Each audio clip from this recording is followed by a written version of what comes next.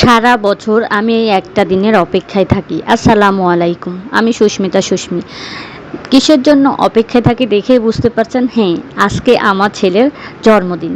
এই দিনটা আমার কাছে খুব স্পেশাল। তাই একটু কেক কাটবো, একটু খাবো এই তো বেলুন দিয়ে আমার বড় ভাই আর বড় আপু সাজাচ্ছে, কিছুই না, জাস্ট একটু কেক কাটবো। আর এই যে আমার ভাস্তি দেখেন কি মজা করছে, আমার ছেলেও অনেক মজা করছে বেলুন দিয়ে। সে বেলুন পেলে মহা খুশি হয়ে যায়। এই দেখেন আমার ছেলের কি অবস্থা, দুই পাশে দুইটা বেলুন ধরে মজা করছে। আসলে মা হওয়ার জার্নিটা কিন্তু অতটা সহজ থাকে না যতটা সহজ মনে করেন।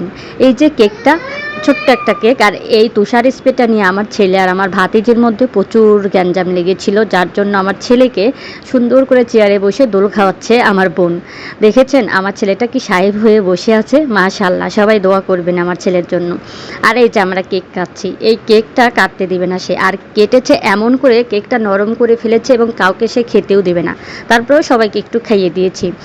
আসলে একটা মেয়ের মাতৃত্বের যে স্বাদ, সেটা যে কত পরিমাণ আনন্দ এবং জীবনের সেরা পাওনা, সেটা সবাই বোঝে না, সব ছেলে মানুষ বিশেষ করে বোঝে না। মাতৃত্ব স্বাদটা অন্যরকম। আর মা হওয়ার জার্নিটা যতটা সহজভাবে সবাই, ততটা সহজ না। শুধু একটা মেয়েই বুঝবে যে মা হওয়ার জার্নিটা কতটা কঠিন। আমি একজন মা, একজন ওয়াইফ, একজন হচ্ছে হাউস ওয়াইফ, সব মিলেই আমি ভিডিও তৈরি করি। তারপরেও অনেক এনার্জি লাগে এই ভিডিওগুলো তৈরি করতে, আর সেই এনার্জিটা পাই শুধুমাত্র আপনাদের ভালোবাসা এবং সাপোর্টের জন্য। আপনারা ভালো না বাসলে, সাপোর্ট না করলে কখনোই সেটা সম্ভব হবে না।